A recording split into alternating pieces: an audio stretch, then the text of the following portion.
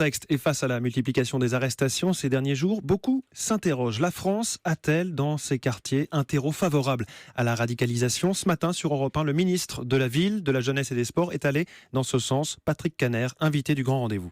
Il y a une centaine de quartiers en France qui présentent des similitudes potentielles avec ce qui s'est passé à Molenbeek. Les émeutes de 2005, il ne faut pas les oublier, ces émeutes urbaines de 2005 qui ont manifestement permis un développement du salafisme. Mais vous pensez qu'il y a beaucoup à voir entre les deux ? Il y a une fragilisation d'une partie de la jeunesse au travers de ces émeutes et que dans ce cadre-là, nous avons vu des prédateurs s'installer dans les quartiers. Nous avons tous une part de responsabilité, mais quand il y a de l'éducation nationale qui perd des moyens, quand il y a le monde associatif qui perd 100 millions de crédits entre 2009 et 2012 dans ces quartiers... Donc c'est la faute des autres. Permettez-moi de dire qu'il y a eu un problème de mauvaise gestion de ces quartiers pendant les années notamment du quinquennat de M. Sarkozy. Patrick Caner ce matin au grand rendez-vous Europe 1, iTélé Le Monde. Alors, le ministre de la Ville a-t-il raison de parler d'une centaine de quartiers qui auraient des similitudes avec Molenbeek? La situation est-elle comparable entre la France et la Belgique?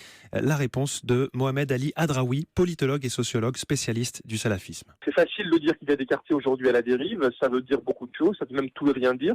Est-ce qu'on parle de personnes, de structures de population? Est-ce qu'on parle de personnes qui sont surveillées par les services de l'État? Pour avoir travaillé sur ces questions, je pense que c'est beaucoup plus complexe. Ça veut dire que si on a à l'esprit l'exemple français, ce n'est même pas qu'il faut raisonner en termes de quartier. Les différents acteurs qui sont passés au terrorisme ces dernières années, on l'a vu par exemple en novembre dernier, on l'a vu avec les frères Kouachi en janvier 2015, eh bien ce n'est pas tant le quartier qui est, je dirais, l'unité d'analyse, c'est plutôt le petit groupe, le groupe d'amis, et on le voit encore de manière beaucoup plus illustrative avec la fratrie. Donc c'est pour ça que je me méfie à titre personnel de certaines déclarations qui au final ne reflètent pas vraiment la réalité. Le sociologue Mohamed Ali Hadraoui, joint pour Europe 1 par Laure d'Autriche.